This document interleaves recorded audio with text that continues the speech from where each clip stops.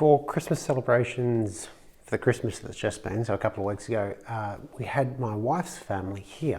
Problem is, we didn't have enough dining chairs for her entire family. So for her Christmas present and birthday present, because the two dates are pretty close together, I offered to make her some dining chairs so that we could seat her family. These are the end results, and they did work. They did make it in time for Christmas. But this video is not a full instructional video. This chair design is based off, though reasonably modified, version of the Teague chair available at Fine Woodworking. There's a link in the description below. So this is more the process of how I made it rather than step by step. There's quite a few steps missing. As I said, it's partially because it wasn't my design, and also because I didn't have enough time to make 6 dining chairs in a month and do a full documentary style shooting. Some scenes are shot using the intervalometer to capture just how much work was involved. For 5 chairs there was just so much jointing and so much ripping for all the parts, and this is just to get it to rough dimensions. The first real part is the crest rail. That gets a 10-degree bevel on the underside.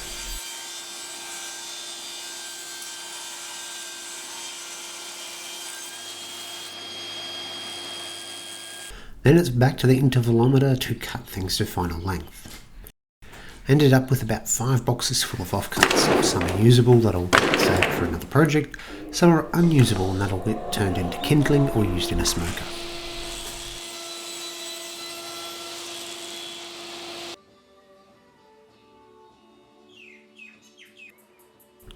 The back legs are both twisted and curved, which makes them kind of complex parts.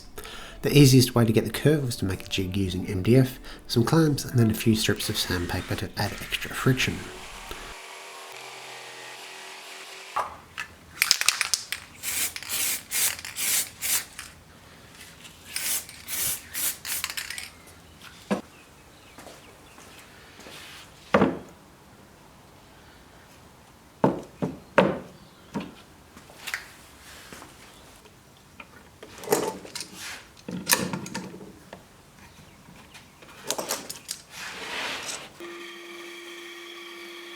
I could then rough cut the curve on one side of the legs.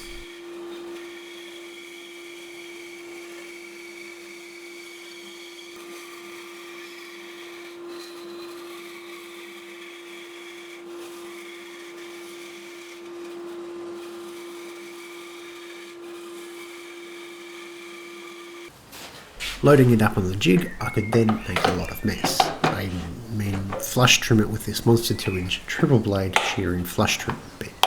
I did not enjoy that process.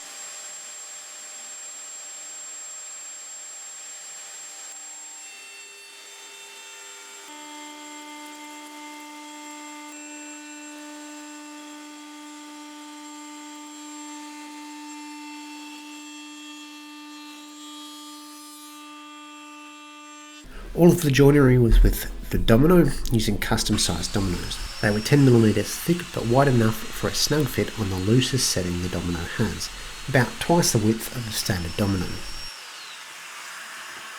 Though Teague's instructions use a router and jigs to do the loose tenon joinery, a domino makes much more sense if you have it.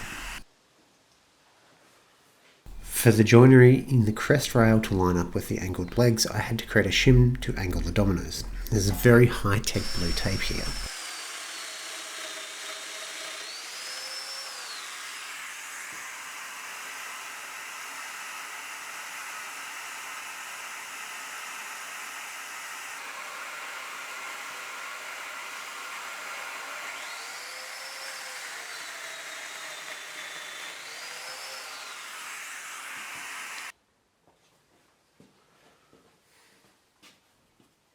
I tested each crest rail on a set of legs to make sure the angles were all right.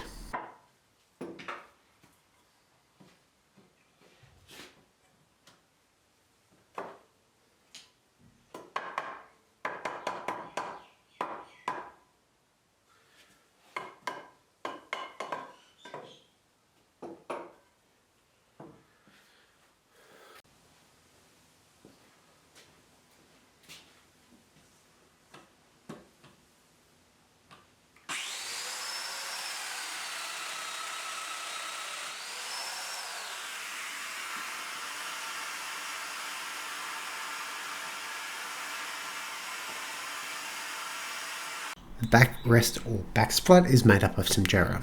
At a little over 3 meters long, I couldn't stand this up against the wall without a severe angle. Jarrah is a pretty heavy wood, so it was easiest and safest to break it down with a jigsaw first. I've skipped ahead, but all the joinery is cut first, then it was over to the bandsaw to cut the curves in the backsplat. This was slow, as I said, jarrah is dense, but with the fresh bimetal blade in, I got a pretty good result with zero burning.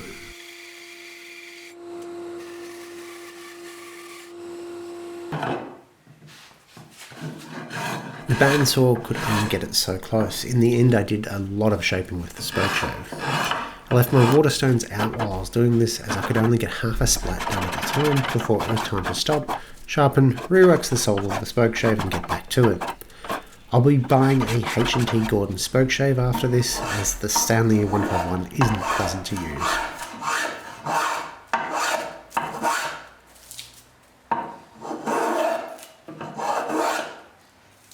The seats use 18mm plywood, then a layer of foam, a layer of wadding, and then the stapled on fabric. It was easiest to trace these out and cut out roughly, then quickly flush trim at the router table.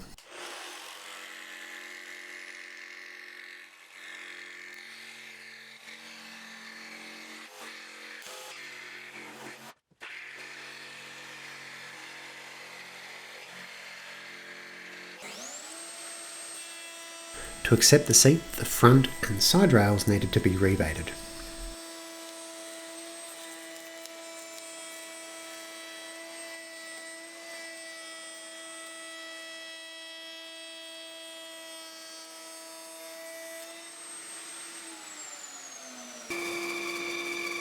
The crest rails also received a curve in 2 directions, and it was much easier than doing the back splats.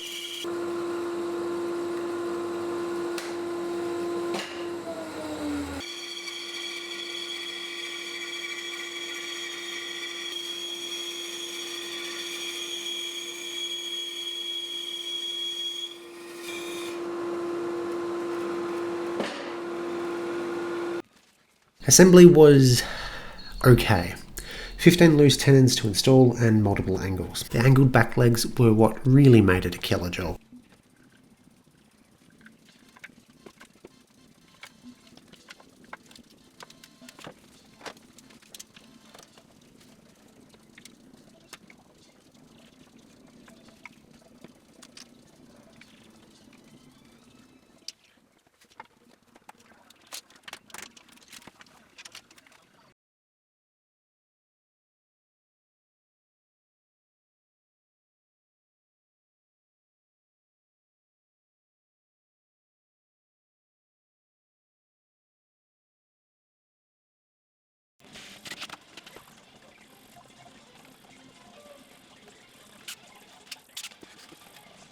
There were quite a few things that I didn't have time to cover in the video. One is the finish. I pre-finished most of the parts, though not all of them. I used Osmo's Polyex hard wax oil, and this stuff is really becoming my go-to finish for everything. In this case, I rolled it on and that worked amazing. A lot of finishes you need to finish the finish. In this case, because it's a hard wax oil, just buff it with a cotton cloth and you're done. The Polyex is kind of expensive per litre, but you get actually some amazing coverage out of it. So this is a 0.7 litre tin, or 3/4 of a litre tin. It's maybe half full still, and I've done 6 chairs, so not a bad effort. There's actually a lot of surface area on chairs. I mentioned that we used custom dominoes. This is a regular 10mm domino. This is what we used. It wasn't quite this long. But as you can see, it is considerably wider. And this makes for actually quite an amazing strength tenon. So you can imagine that there is, I think it was 15 of these in each chair. So it's actually fairly strong. Now, not all of the joints closed up 100%. Most of them did on all of the chairs, just not all of the joints on all of the chairs. Some of that's exacerbated by where a roundover meets, and I got a little bit of the offsets wrong. Perhaps I was half a degree out here and there. From a metre away, you can't really tell. I can tell, but the wife can't unless she really looks for it. And she's happy, and at the end of the day, that's all that really matters. These likely won't be our forever chairs, but they've helped figure out what design we like. There's quite a few elements in this that I really like. Eventually I will make more better chairs for us, perhaps a little bit deeper, a little bit wider. I'll dump the twisted or angled back legs because that creates such a nightmare all the way down. Clamping becomes quite difficult. I did have coils, but it still is quite difficult. Whereas if these were straight and just curved backwards, that would be much easier. Next week's video will return to actual instructional videos. I will be building a storage rack for all the offcuts, since I managed to make at least 2 boxes of usable offcuts from these chairs. So that's overflowing. There'll be free plans available for that. So all up, not perfect chairs, not too bad. Happy with quite a few elements of it. It was a very good learning experience. Chairs, if you're buying chairs are worth more than a table when you consider you get 6 or 8 of them, because each chair has probably as much work put into it as a dining table, and then you'd multiply that by 6. So it might be best to make tables and buy chairs. I don't know about that. The chairs were relatively inexpensive. The foam per seat worked out at about $25, I think it was. The fabric was maybe $5 per seat. And the timber was all the 90 by 45 hardwood from Bunnings, so the construction grade stuff. And I think that worked out at about $20 as well. So all up, we're per chair, that is. All up, we're looking at between $40 and $60 per chair, which for a hardwood chair is a pretty good price. That doesn't include the backsplat because we already had that material under the house. But even so, per chair, the price probably wouldn't have gone up too much. Overall, I got lots of brownie points for these chairs. They're strong, they're not going to fall apart in a hurry. Now I just need to make a suitable dining table to match the style and quality, as our current dining table was the second woodworking project I ever did and is garbage. For now, that's all. Thanks for watching.